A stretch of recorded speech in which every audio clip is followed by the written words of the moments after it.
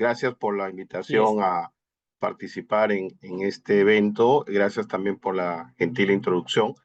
Siempre es un gusto poder conversar con estudiantes que están con ganas de aprender más sobre lo que hace el Banco Central y sobre nuestra economía. Yo hoy día en la presentación que voy a hacer, primero voy a explicarles un poco sobre el marco de política monetaria, sobre algunas de las características del diseño de política monetaria del Banco Central de Reserva del Perú.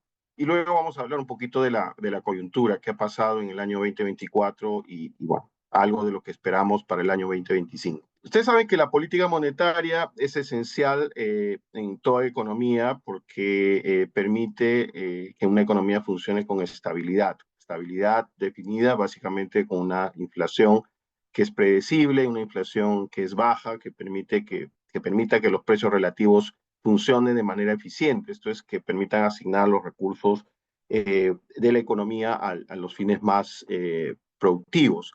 En el caso del Banco Central de Reserva del Perú, tenemos un esquema de metas de inflación desde el año 2002. Este esquema, como ustedes saben, tiene una meta que es un rango con un punto central de 2% y una desviación de 1% hacia arriba y 1% hacia abajo.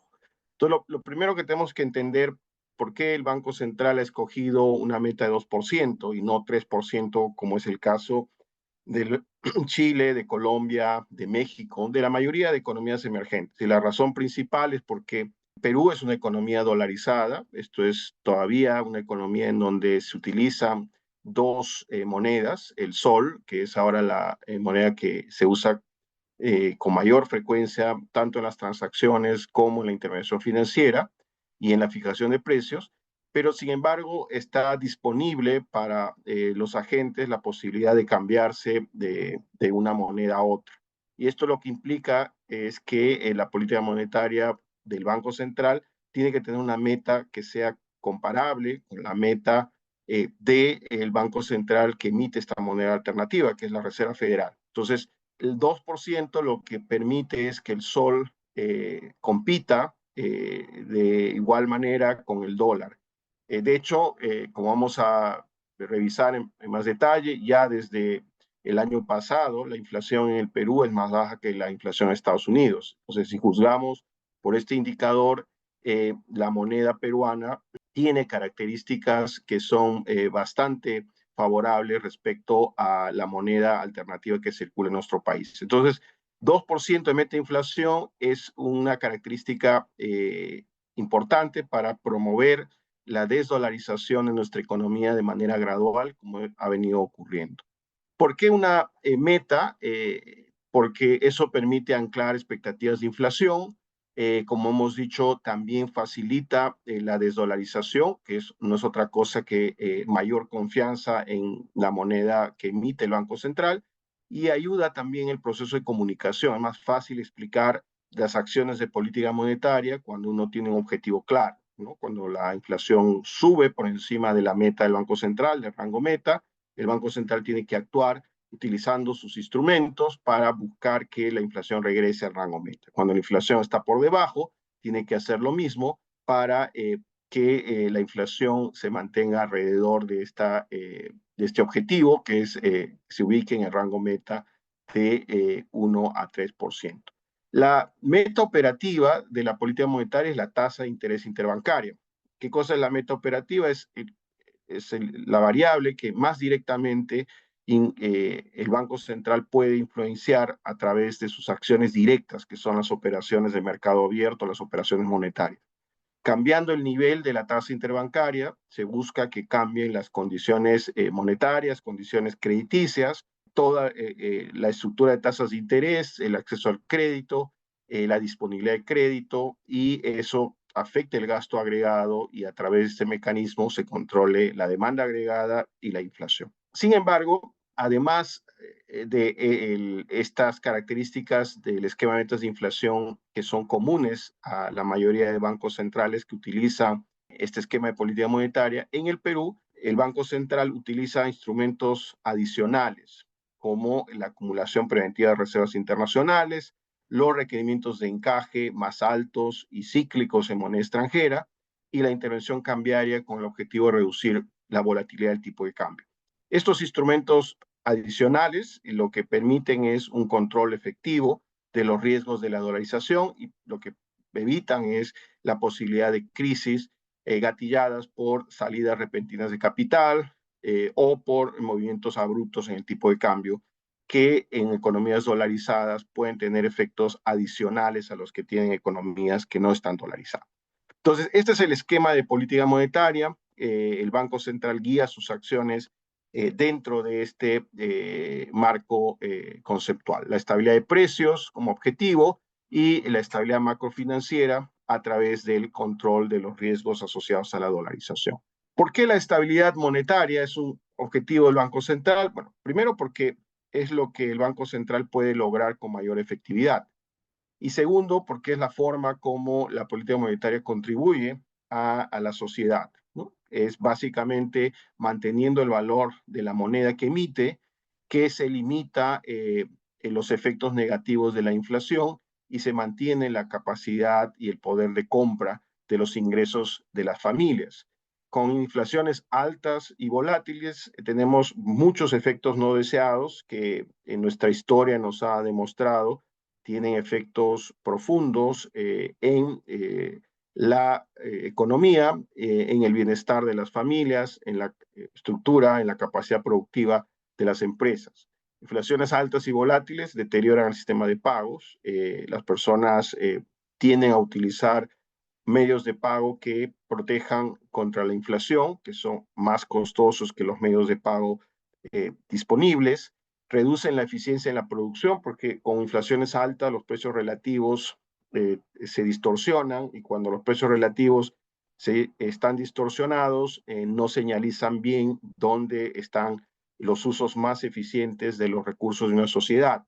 Generan inequidad porque van a haber transferencias de riqueza entre deudores y las personas que ahorran, va a haber también cambios abruptos en la distribución de riqueza cuando la inflación es alta y afecta negativamente el crecimiento al reducir la eficiencia con la que se produce una economía. Todos estos factores son minimizados cuando el Banco Central logra mantener la inflación baja y estable. Cuando esto ocurre, no solamente se eliminan estos costos, sino también se fomenta el ahorro, la intermediación financiera en moneda doméstica, ¿no? Los mercados de capitales, por ejemplo, en soles, han aparecido en el Perú luego que la inflación alcanzó niveles internacionales y la predictibilidad sobre este nivel de inflación a largo plazo era más clara para los agentes. Antes de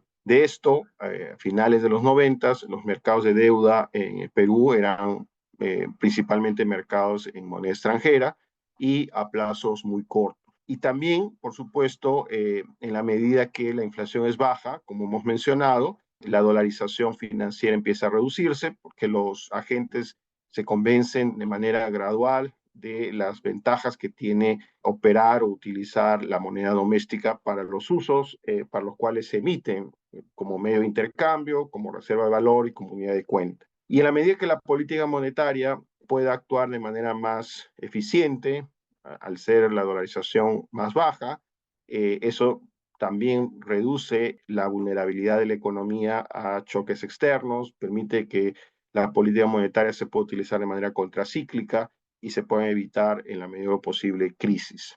¿Qué cosas se necesita para implementar una política monetaria de manera apropiada? Hemos dicho un marco institucional efectivo y una estrategia de política monetaria que esté bien diseñada. Además de eso, un marco institucional que le proporcione al Banco Central capacidad para cumplir sus objetivos y que los objetivos sean claros, ¿no? En el caso del Banco Central de Perú, el marco institucional nos proporciona la ley orgánica, un objetivo único, que es la estabilidad de precios, un mecanismo de rendición de cuentas y transparencia y comunicación, que es lo que brinda el esquema de metas de inflación. Como ustedes saben, el Banco Central publica 4 veces al año su reporte de inflación donde se explica la racionalidad de las medidas de política monetaria que ha adoptado y también las proyecciones que hace el Banco Central condicionadas a posibles trayectorias de sus instrumentos de política monetaria.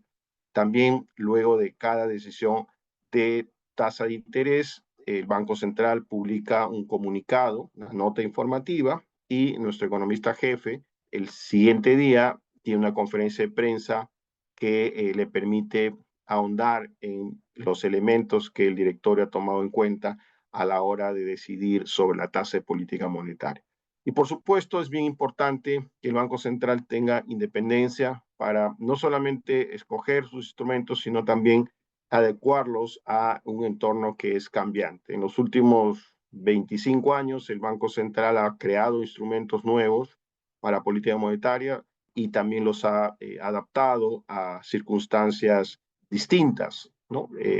Desde los instrumentos para inyectar liquidez, las operaciones de reporte, no solamente con títulos emitidos por el Banco Central, sino con otros colaterales a distintos plazos, también instrumentos para esterilizar, para reducir la disponibilidad de liquidez. Ha habido una gran cantidad de variaciones que se han hecho estos instrumentos para adecuarlos y que funcione de manera efectiva frente a situaciones distintas a lo largo de estos años. Si uno tendría que resumir un poco el esquema institucional de la política monetaria, tenemos a la base algunos elementos que son importantes en nuestra ley orgánica, que es la que soporta la autonomía del Banco Central, que es la prohibición explícita de financiar al Tesoro Público o a cualquier otra entidad pública. La autonomía, nuestro directorio es autónomo en sus decisiones no solamente de política monetaria, sino también las decisiones de otra índole que tiene que tomar, ¿no? Y el objetivo único que le da claridad al Banco Central para poder implementar su política monetaria. La autonomía está en el artículo 84 de la Constitución del 93, claramente establecida en la ley orgánica del Banco Central y en las provisiones que acabo de mencionar, ¿no?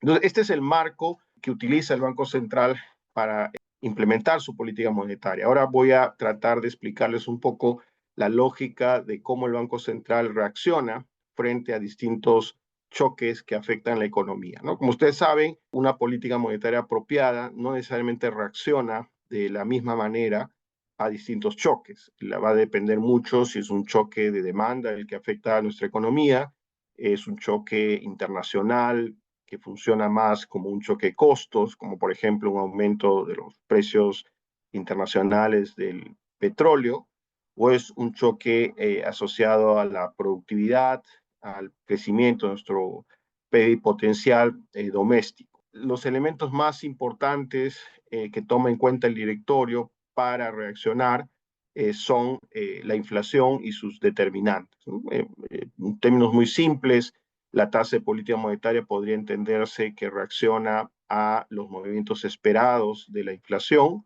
y a los cambios del concepto que vamos a utilizar para definir el lado de la demanda agregada, que es la brecha producto. La brecha producto, como ustedes saben, es la diferencia entre el producto observado y el producto potencial definido como este nivel de actividad económica que es consistente con una economía que opera bajo flexibilidad de precios, ¿no? Entonces, en este gráfico lo que les estoy mostrando es la evolución de la inflación subyacente, que es el componente tendencial de la inflación, y la tasa de referencia de política monetaria, y lo que les estoy mostrando es que hay una alta correlación.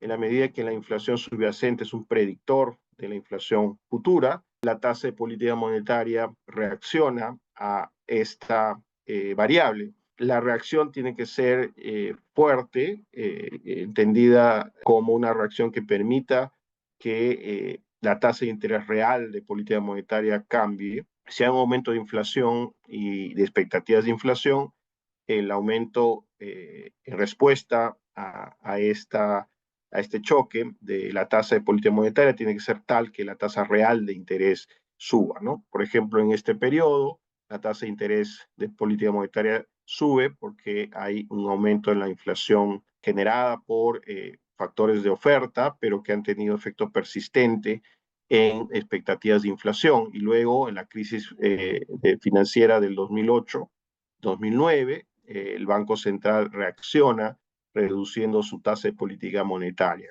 en un entorno de choque negativo de demanda agregada externa de gran magnitud. Lo mismo en el periodo que siguió a las medidas de flexibilización de política monetaria de la Fed, que generaron condiciones internacionales muy expansivas. El Banco Central revertió su posición de política monetaria expansiva, subiendo la tasa de interés, ¿no?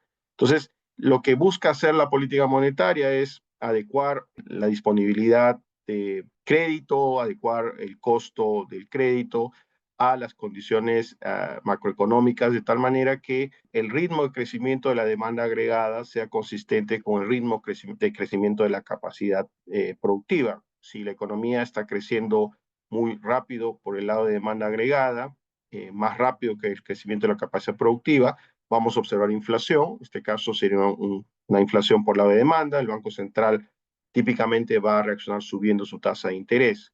Si más bien hay un aumento de productividad y el crecimiento potencial se acelera, lo que deberíamos ver es menores presiones inflacionarias, probablemente inflación por debajo del límite inferior del rango meta y crecimiento al mismo tiempo, y eso nos indicaría que está operando nuestra economía con mayor eficiencia y daría espacio para que la política monetaria baje su tasa de política de referencia, ¿no?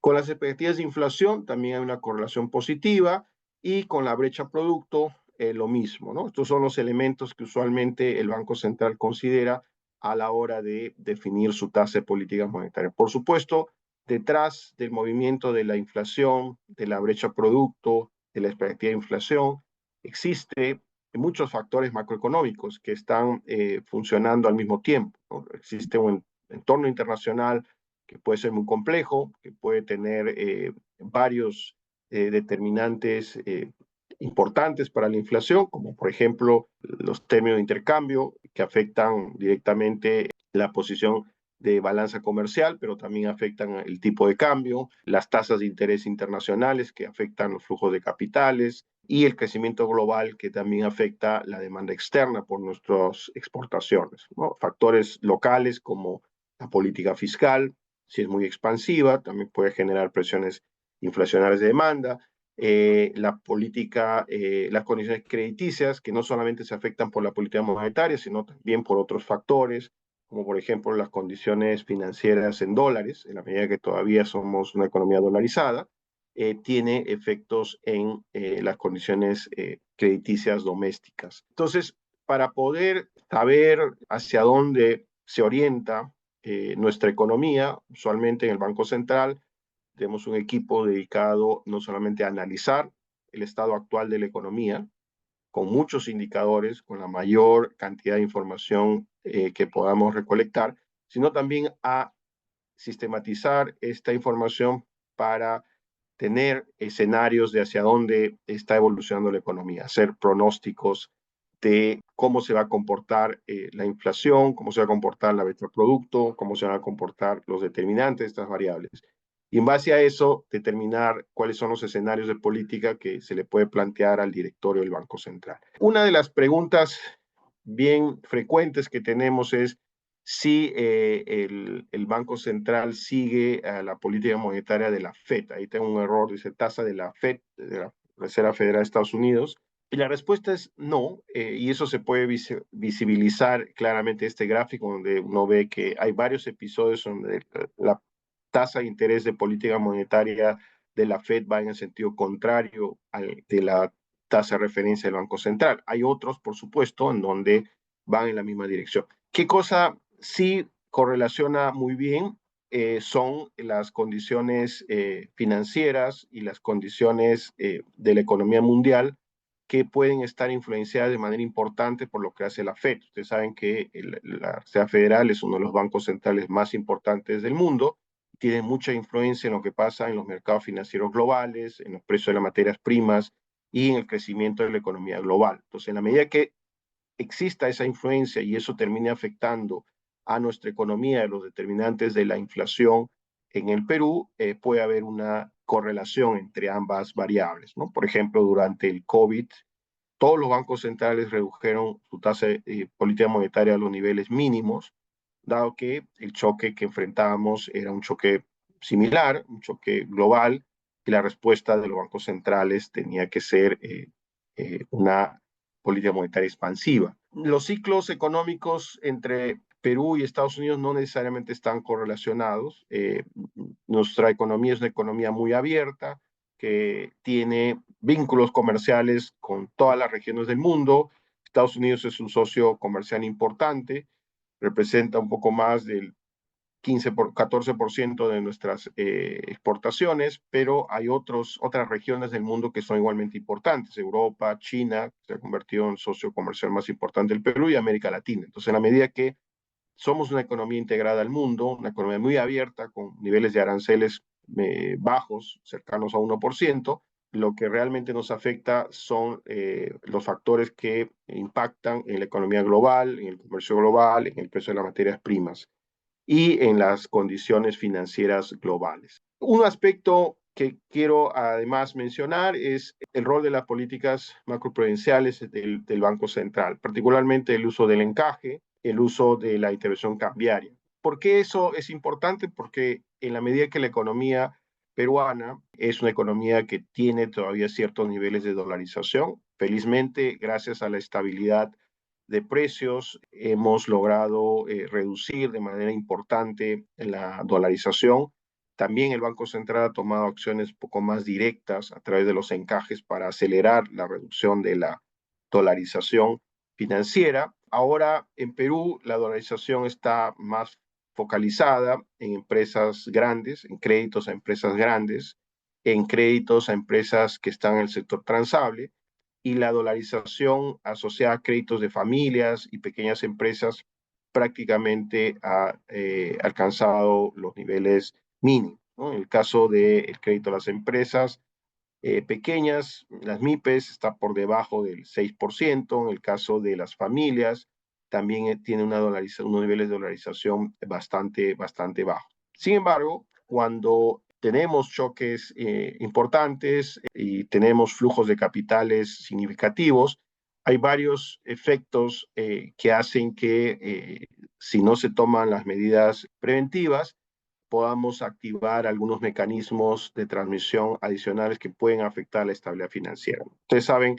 que hay tres características de la dolarización que generan algunos riesgos a la estabilidad financiera. La primera es el riesgo de liquidez. En la medida que los bancos toman depósitos en dólares, están expuestos a un riesgo de liquidez en dólares. El Banco Central no imprime dólares, solamente lo hace en soles, hace emisión monetaria en soles. Entonces hay un riesgo ahí latente, y por eso es que es recomendable, y eso es lo que ha hecho el Banco Central, exigirle a los bancos que acumulen liquidez en dólares mayor, para tener esta posibilidad de enfrentar riesgos de liquidez en moneda extranjera. Por eso es que el encaje en dólares es 35% y el encaje en soles es 5%. Igualmente, cuando hay periodos de apreciación persistentes, porque las condiciones internacionales nos generan un entorno en el cual el dólar internacionalmente es débil, como por ejemplo cuando la política monetaria de la FED era muy expansiva, genera la falsa sensación para los deudores locales que el costo de endeudarse en dólares es bajo, ¿no? Porque las tasas de interés están en niveles usualmente por debajo de su promedio, pero además al apreciarse la moneda local, el costo real de endeudarse en dólares en el corto plazo puede parecer muy atractivo. El problema con esta forma de razonar es que no hay nada que asegure que esas condiciones se van a mantener. Entonces, si las empresas y las familias toman deuda en dólares pensando que no hay riesgo, podrían estar imponiéndose una situación bastante complicada si es que de manera imprevista esas condiciones se revierten. ¿Qué es lo que pasó, por ejemplo, en el año 2013? Hasta el primer trimestre de 2013 había la expectativa que la política expansiva de la FED iba a continuar, y por lo tanto el dólar iba a estar débil, y muchas empresas se endeudaron en dólares. En mayo del 2013, el presidente de la Reserva Federal de ese entonces, Ben Bernanke, en una entrevista desliza la idea de que la Fed estaba considerando empezar a revertir su posición extremadamente expansiva de política monetaria, algo que tenía que hacerse en algún momento, y eso generó un movimiento de flujo de capitales muy severo, un fortalecimiento del dólar muy importante y muy rápido, y eso generó un riesgo para los deudores que habían tomado excesivo crédito en moneda extranjera, ¿no? Igual con el precio de los activos. Entonces, la idea de utilizar instrumentos como el encaje, la intervención cambiaria o la acumulación de reservas internacionales es básicamente limitar estos riesgos y actuar de manera preventiva, ¿no? Entonces, ya he mencionado que la dolarización genera riesgos de liquidez, incrementa el riesgo de solvencia, porque si estás endeudado en dólares y sube el tipo de cambio, el valor real de la deuda puede ser tal que se vuelve impagable, entonces genera también un riesgo de solvencia a las entidades financieras. Y reduce la efectividad de la política monetaria, porque si hay una dolarización muy alta, sobre todo la dolarización en precios, que no es el caso en el Perú, pero una depreciación de nuestra moneda puede generar más inflación y con eso hacer menos efectiva la política monetaria del Banco Central. Entonces, los instrumentos no convencionales que hemos utilizado son los encajes, la intervención cambiaria, la acumulación preventiva de reservas internacionales, con un enfoque de los encajes primero son instrumentos que elevan el costo de intermediar en dólares para los bancos. Y esto lo que busca es cambiar comportamiento, es decir, visibilizar el riesgo al hacer que dar crédito en dólares sea más caro y ahorrar en dólares sea un poco menos rentable. Entonces, eso debería generar un menor incentivo a depósitos en dólares y también un menor incentivo a dar y tomar créditos en dólares, lo cual debería ser un efecto hacia la desdolarización de créditos y depósitos. En la medida que esto funcione, ayuda a reducir los riesgos del sistema financiero cuando hay un movimiento abrupto en el tipo de cambio. El nivel de reservas adecuado lo que busca es tener la disponibilidad de liquidez internacional que nos permite enfrentar un choque no anticipado, una salida de capitales, un retiro de depósitos en dólares. Las reservas no es otra cosa que liquidez internacional. Es un medio de pago que puede utilizarse en los mercados globales y por lo tanto nos da la tranquilidad de que si hubiera necesidad de liquidez en dólares, podamos utilizarla para minimizar el impacto que este choque pueda tener en el crédito o en las condiciones financieras, en la salud financiera de las empresas y las entidades financieras. Y la intervención cambiaria tiene el objetivo de reducir la volatilidad del tipo de cambio para justamente reducir los incentivos a tomar mucho riesgo cuando hay apreciación de la moneda y reducir el impacto de una depreciación fuerte si es que hubiera una salida de capitales repentina en las posiciones financieras de empresas que tienen descalces cambiarios y a través de este mecanismo prevenir un deterioro importante de la calidad de crédito de los activos de los bancos. Los encajes hemos utilizado en el Banco Central con este objetivo, ¿no? Acá tienen ustedes una evolución del encaje, tasas más altas en periodos de influjo de capitales, antes de la crisis, durante el periodo de influjo de capitales con las políticas expansivas de la Fed, y luego para el proceso de desdolarización más activo que emprendió el Banco Central en el 2014.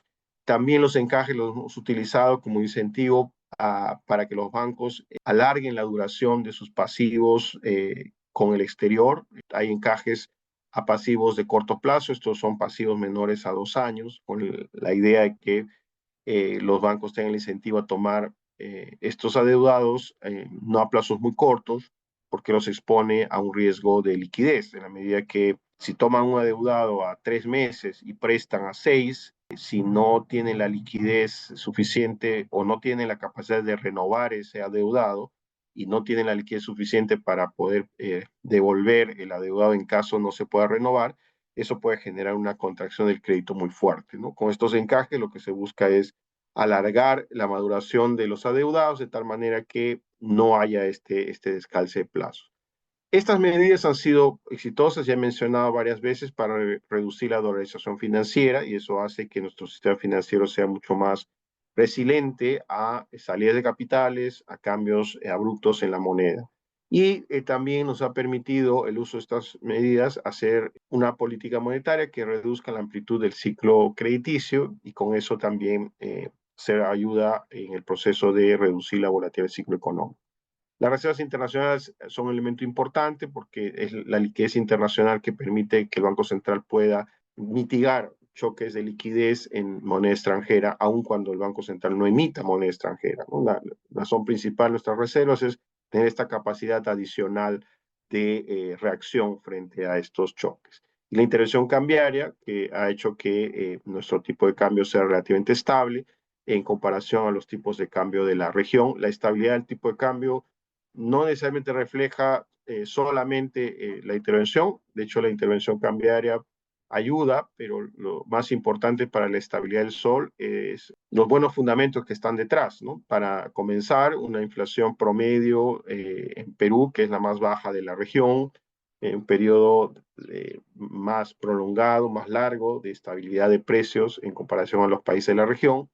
Tenemos un nivel de reservas internacionales que acaba de mostrar bastante holgado. Tenemos una posición fiscal que es comparativamente mejor a la de la región, que en años recientes esto se ha venido deteriorando marginalmente, pero todavía comparativamente a la región es una buena posición fiscal y una balanza de pagos superavitaria, ¿no? El año 2024, como mostramos, terminado con un superávit de cuenta corriente de 2.2% del PIB, lo cual es una posición muy sólida, ¿no?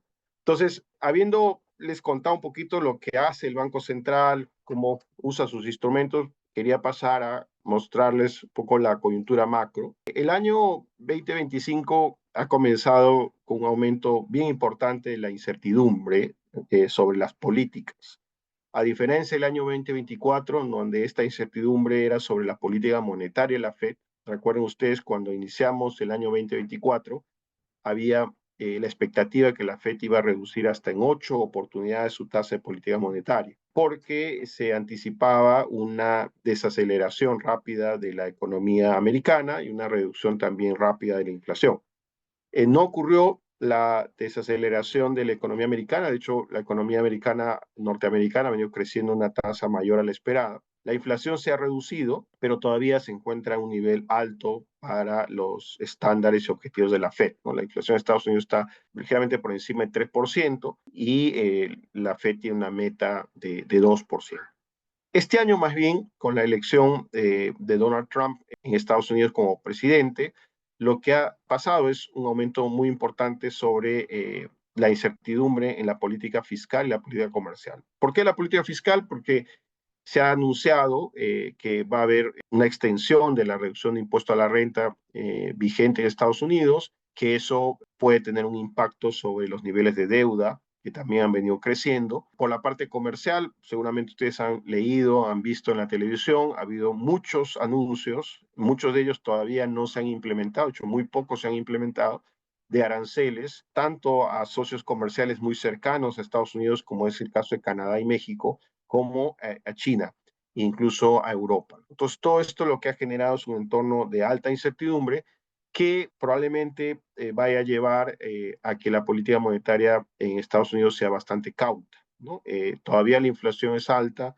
En la última reunión de política monetaria, la Fed decidió mantener su tasa de política monetaria y su comunicación enfatizaba el hecho de que no había apuro por reducir la tasa de política monetaria. Estas políticas anunciadas durante la campaña generaron la expectativa, básicamente ha anunciado políticas en 4 frentes, ¿no? Políticas migratorias, políticas comerciales, arancelarias, un proceso de desregulación que busca ganar eficiencias en el aparato productivo y también en el Estado, ¿no?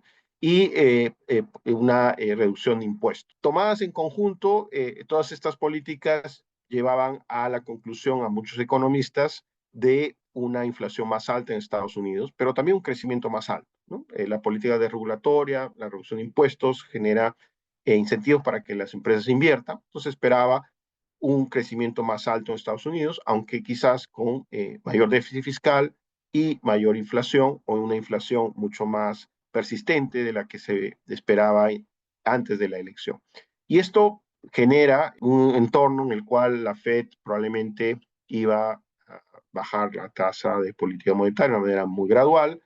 Entonces, una de las consecuencias era un dólar fuerte. Entonces, como ustedes pueden ver en el gráfico izquierdo, desde octubre del año 24 empieza a fortalecerse el dólar. En este índice, un aumento significa un dólar más fuerte. Y más bien en los días, semanas más recientes, esa tendencia se ha venido revirtiendo porque primero no se ha materializado, había mucho ruido, muchos anuncios, pero no se ha materializado el impacto de los anuncios, no ha habido medidas arancelarias concretas todavía en la mayoría de los casos. Segundo, esta incertidumbre que se está generando en Estados Unidos pareciera que está afectando más rápido a la actividad económica en sentido negativo, es decir, que la incertidumbre está haciendo que las empresas pospongan planes de contratación, planes de producción, planes de inversión, y más bien se está discutiendo la posibilidad que haya una desaceleración en la actividad económica,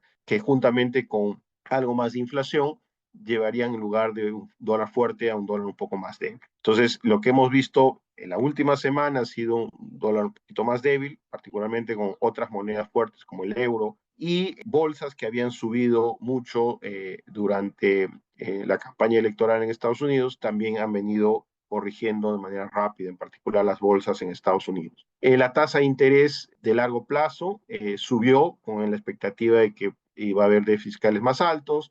Ahora, frente a la expectativa de que la economía se desacelere, más bien eso se ha venido revirtiendo. La Fed, como he mencionado, no ha reducido su tasa, se espera ahora entre una o dos reducciones en el año.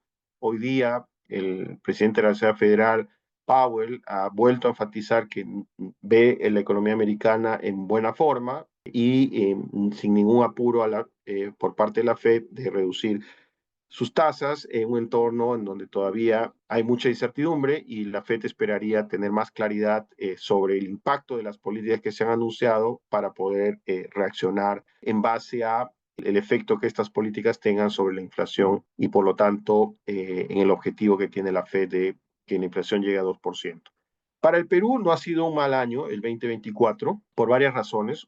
El entorno internacional ha sido bastante favorable. Por un lado, hemos tenido niveles de términos de intercambio históricamente altos. Ustedes pueden ver en el gráfico izquierdo el nivel que tenemos hacia el cierre del 24 de 120 es el más alto que hemos tenido en este siglo, y esto está reflejando básicamente mejores precios de exportación y reducciones de precios de importación. Esto ha llevado a que nuestra balanza comercial tenga un superávit bastante importante. Como ustedes pueden ver en las barras, un superávit que ha llegado a poco más de casi 24.000 millones de dólares, también un récord en términos nominales.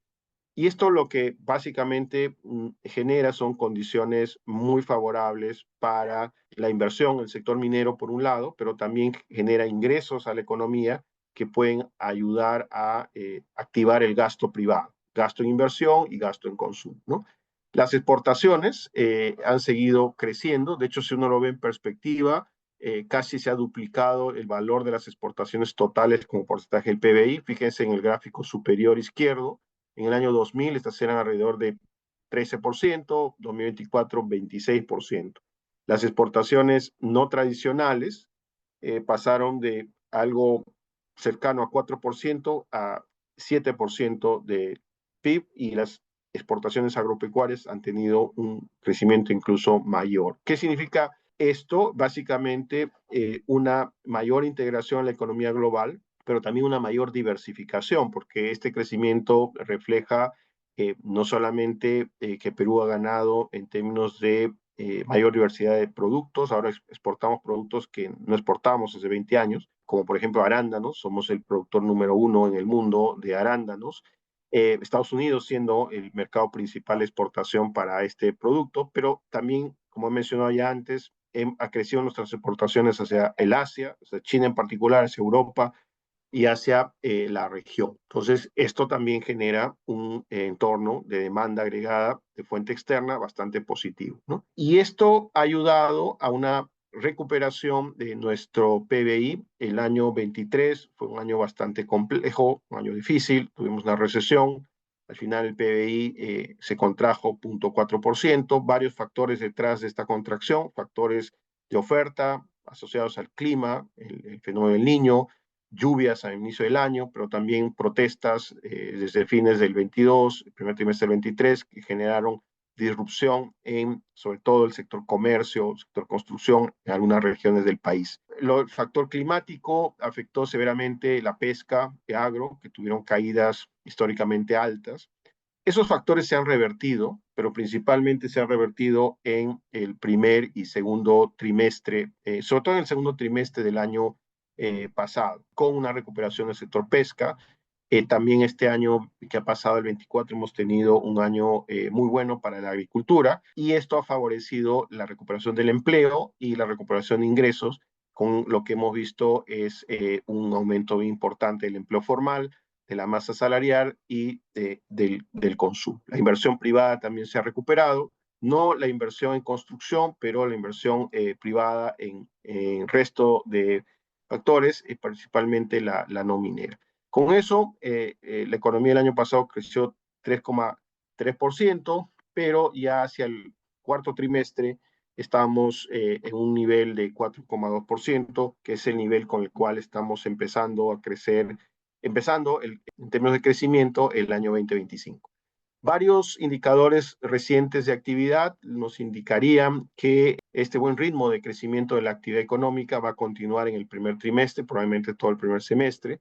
Tenemos acá indicadores como los volúmenes de importación de insumos que están creciendo a 15% en el cuarto trimestre del año pasado, el monto de operaciones con comprobantes de pago electrónico 10%. Estamos también viendo un crecimiento muy fuerte de la masa salarial, 6% en términos reales en cuarto trimestre, el IGB interno en 9,5%. Y si vemos los indicadores asociados a sistema financiero, el circulante creciendo 11,5%, la liquidez casi 13% y el nivel de transacciones por tarjetas también más de 10%. El empleo formal ha tenido una recuperación, un crecimiento importante, casi 5% en el cuarto trimestre. Buena parte de eso es recuperación del empleo en el sector agropecuario, agrícola principalmente orientado a la exportación, lo cual también da cuenta del buen momento que está viviendo este sector.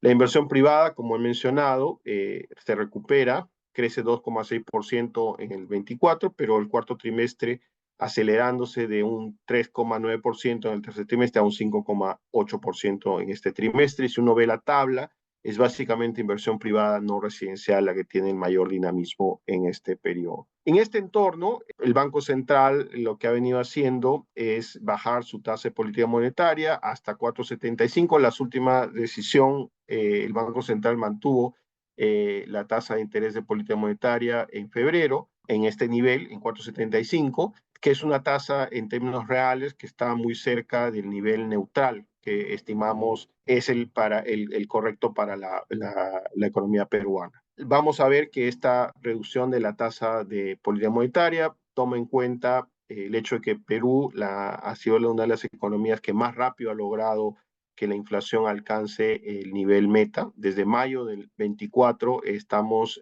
muy cerca del 2%, y los datos de inflación de los últimos meses nos han ubicado transitoriamente por debajo del 2%. Es una economía que en términos de inflación ya ha logrado alcanzar el nivel meta y estabilizar la inflación y las expectativas de inflación muy cerca del nivel meta, ¿no? En los últimos datos de expectativa de inflación vemos que estas han continuado bajando, la inflación subyacente también, que es la tendencial, y ratifica el diagnóstico del Banco Central que ya la inflación está, al menos en respuesta al reciente episodio de alta inflación, la inflación ya está en el nivel meta del Banco Central de manera persistente, ¿no? Y esto es distinto en otros países de la región que todavía tienen camino por recorrer. En la mayoría de países la inflación está ligeramente por encima del límite superior del rango meta, y en algunos casos en los últimos meses con incrementos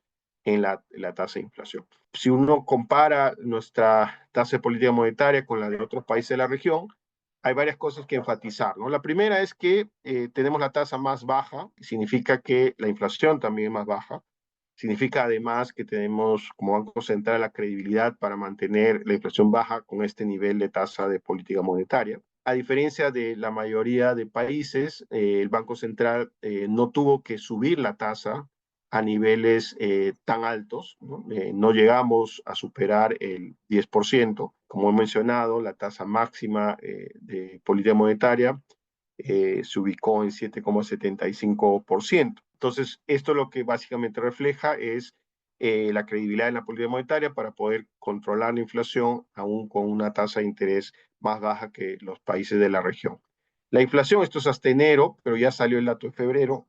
La inflación de febrero ha sido 0,19 en términos mensuales, la 12 meses ha bajado de 1,9 a 1,5 y la inflación sin alimentos y energía de 2,4 a 2,1%, ¿no? Entonces sigue un entorno inflacionario en Perú bastante positivo, entendido como niveles de inflación que están por debajo del centro del rango meta. Esto es una comparación con los países, con varios países del mundo, de la inflación a enero, y ustedes pueden ver que Perú mantiene incluso una inflación por debajo de Estados Unidos, de México, de Brasil, de Chile, Uruguay, Colombia, incluso de la zona euro, ¿no?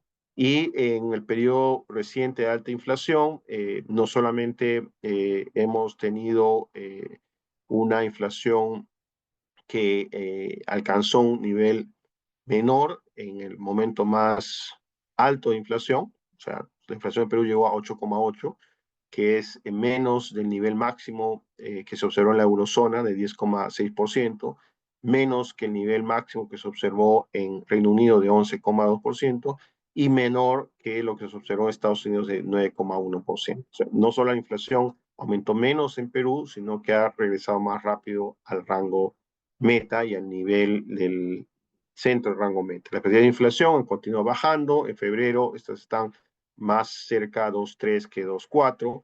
En términos de actividad económica, ya hemos mencionado, ha sido un año en donde la economía ha crecido 3,3%. No voy a comentar mucho las proyecciones porque el Banco Central va a publicar su reporte de inflación muy pronto, en un par de semanas, y ahí tendremos una revisión, una versión actualizada de las proyecciones. Lo que sí podría decir es que el entorno macroeconómico de Perú es bastante positivo. Tenemos una inflación controlada, tasas de interés que ya están muy cerca de nivel neutral de política monetaria y un momento en términos de crecimiento bastante favorable. El entorno internacional viene con mucha incertidumbre, pero la economía tiene fundamentos sólidos que nos permiten capear, como se ha hecho en los años y en los episodios anteriores, este entorno de mayor incertidumbre, ¿no? Estamos en términos de inflación, esperamos mantenernos en el centro del rango meta en los siguientes años. Bueno, no quiero extenderme más, solamente en términos de conclusiones, decir que una buena política monetaria tiene muchos beneficios, no solamente nos da estabilidad, que como he dicho es fundamental para que funcione bien una economía, los precios relativos señalizan adecuadamente la escasez relativa de recursos, la economía funciona de manera más eficiente, con inflaciones bajas se promueve el ahorro de largo plazo en moneda doméstica, sino que también con una buena política monetaria se puede hacer política contracíclica que ayuda a que la volatilidad del producto sea más baja y que estemos menos afectados por choques externos. Y también podemos usar la política monetaria de manera prudente para evitar crisis, evitando crisis, una política contracíclica, podemos ayudar a crear las condiciones para que la economía aproveche al máximo su potencial. Bueno, me quedo acá y de repente no sé si hay preguntas, estoy a la disposición de usted. Muchísimas gracias. Justo hay una pregunta de Carlos Arteaga. Justo comenta si usted cree que en un futuro la demografía y la desaceleración del crecimiento puedan empujar el R a la baja y eso pueda limitar la acción del BCR cuando suba o baje las tasas de interés. En la tasa de interés natural se afecta por varios factores, ¿no? Y si uno conceptualmente quiere explicar qué cosa determina la tasa natural de interés, básicamente es el balance ahorro-inversión. Entonces, la demografía tiene un impacto definitivamente en este balance, tanto por el lado del ahorro como por el lado de inversión. O sea, economías más jóvenes probablemente va a tener necesidad de crecer a tasas más altas, se invierte más en infraestructura, en vivienda, ¿no? Entonces, probablemente las tasas de interés real, la natural, sea más alta, ¿no? Una economía que envejece, más bien va a haber menos demanda por ese tipo de servicios, probablemente la economía tenga una tasa de crecimiento potencial más bajo y probablemente la tasa de interés neutral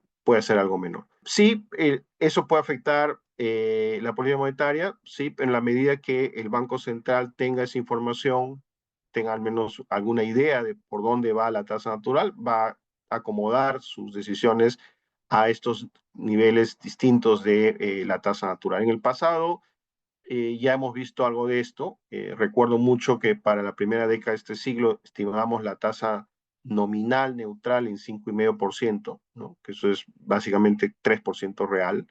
En algún momento estábamos trabajando con una tasa de interés real estimada para Perú de 1,5%, ¿no? Ahora estamos más cerca al 2%, quizás un poco por encima del 2%. Entonces, sí es una variable no observable, con mucha incertidumbre y que tiene efectos en la política monetaria, pero monitoreamos esos determinantes para por lo menos reducir la incertidumbre sobre la dirección y algo la magnitud de esta variable. Tenemos una siguiente pregunta, doctor, sobre ¿Mm? quién es de Sofía, que comenta justo con respecto a la aplicación de medidas de la política monetaria no convencional, ¿no? En la crisis del 2008. ¿Qué similitudes se presentaron en la aplicación del CUE durante la pandemia en el Perú? Sí, efectivamente, había varias similitudes. Primero, un choque negativo muy grande, de naturaleza distinta. La crisis financiera venía del centro financiero más importante del mundo, que era el mercado financiero americano, con muchos canales de transmisión hacia las economías emergentes, incluyendo Perú, pero la respuesta era una política monetaria expansiva, ¿no? Muy fuerte. Entonces el Banco Central bajó su tasa de interés a 1,25 en ese momento y inyectó liquidez. El COVID también fue un choque muy grande, un choque de naturaleza distinta porque afectaba tanto el lado de demanda como oferta agregada. Pero la respuesta también fue y era necesaria una inyección de liquidez muy grande y una tasa de política monetaria muy expansiva, ¿no? La tasa de política monetaria en esta oportunidad para enfrentar el COVID se bajó a 0,25, que no es un hecho menor porque pocas economías tienen la capacidad de poner su tasa de política monetaria a un nivel tan bajo sin que eso genere presiones depreciatorias en la moneda, ¿no? En el caso del Perú, tuvimos esa tasa por varios meses, que fue importante para evitar una crisis en nuestro sistema financiero y una recesión muy profunda, ¿no? Y también se inyectó mucha liquidez a través de los programas que ustedes conocen, ¿no? El programa Reactiva fue uno de ellos que permitió inyectar no solamente liquidez masivamente, sino también a todo el sistema financiero.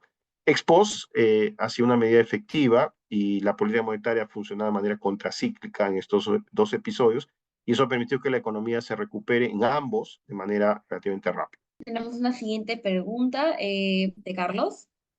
Nos comenta cómo determina el BCR la demanda de reservas bancarias. ¿Utiliza modelos como el de López Salido o el Biffin Georgetown? La demanda de reservas bancarias, bueno, sí tenemos varios modelos. Usualmente no usamos un tipo de modelos, una variedad de modelos. En el caso de reservas bancarias, tenemos muchísima información, tenemos información diaria, tenemos información por entidad financiera, entonces conocemos bastante bien la estacionalidad de la demanda por reservas bancarias, cómo se comportan los determinantes más importantes, que son los depósitos, ¿no? Entonces eso nos da una buena idea de dónde debería estar el nivel de reservas bancarias. Pero además, recuerden que la política monetaria se implementa utilizando como instrumento operativo la tasa de interés. Esto quiere decir que la estimación de la demanda de reservas bancarias es importante, pero es referencial. Todos los días el Banco Central, el equipo de operaciones, va al mercado y recaba información en tiempo real de cómo están las condiciones de oferta y demanda en el mercado monetario y tratamos de tener una buena evaluación del estado de las condiciones de liquidez a nivel diario, y eso lo que nos permite es adecuar nuestros instrumentos de política monetaria a esa frecuencia. Que, para ponerlo en términos más simples, tenemos una estimación, una proyección de demanda de reservas bancarias, pero un día puede haber un choque inesperado, puede haber una salida de depósitos de un banco grande y generar presión. Esa información la capturamos con inteligencia de mercado y eso se incorpora en la decisión de operaciones en el día, ¿no? De tal manera que al final el objetivo es que la tasa esté en el nivel de referencia todos los días en el mercado interbancario.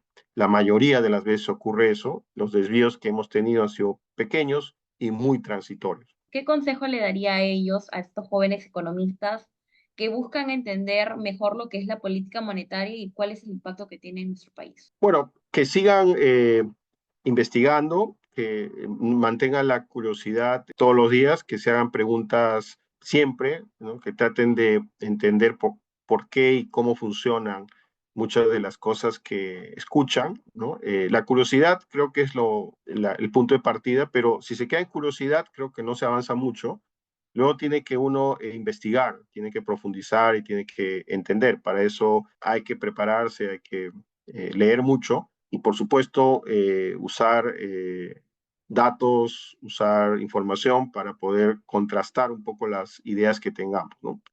Yo creo que lo más importante es no dejar de querer aprender y en ese camino yo creo que se crece como profesional y estoy seguro todos los que siguen ese camino pronto van a darse cuenta que tienen mucho que aportar, no solo en la discusión de economía, de política económica, sino también haciendo propuestas que van a ayudar a resolver problemas ya concretos, reales en nuestra economía, ¿no?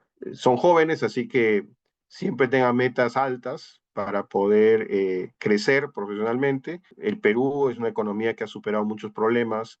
Escuchaba en la introducción que hacía Daniel, me parece, sobre el ejemplo de varios economistas que han participado también en este evento, muchos de ellos que han hecho el doctorado en universidades de mucha reputación fuera del país y que, bueno, son ejemplos que ustedes pueden seguir, ¿no? Y una última pregunta que es también de Carlos. Cuando ocurrió el hackeo del Banco Peruano el año pasado, eso se dio de repente los retiros de depósitos y de repente como consecuencia incrementó el uso de repo de valores o alguna facilidad de liquidez en el BCR? O sea, ¿eso les complicó o pasó desapercibido? No hubo ningún impacto en el mercado monetario ni en la demanda de liquidez.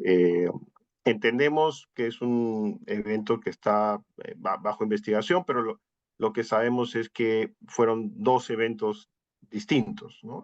Distinto. Uno asociado a información y otro asociado a un problema operativo del banco, ¿no? En el mercado monetario no vimos ningún impacto, ninguna necesidad de proveer liquidez adicional, pero estamos mirando el mercado todos los días y buena parte del día, ¿no? Sino todo el día. Entonces, a veces no necesariamente está asociado a un tema de seguridad de la información, sino a un tema internacional o a otros factores. Hay choques de liquidez y en donde hemos actuado inmediatamente con una operación de inyección de liquidez si necesita o de retiro, si es el caso, ¿no? Pero en esta oportunidad no ha habido ese impacto.